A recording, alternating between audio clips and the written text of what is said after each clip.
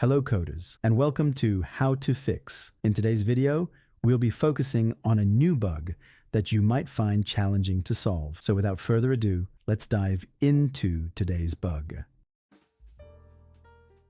Let's start by executing code 1 to stimulate the error and watch the result.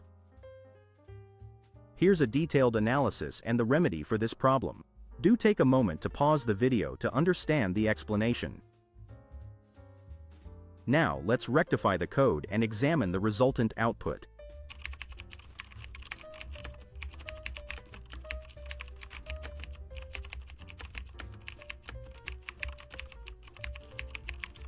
And there you have it. The code executes flawlessly and our output matches our expectations.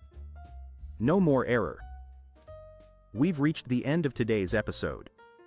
If you found this video informative, please hit the like button and subscribe to our channel for more coding solution videos.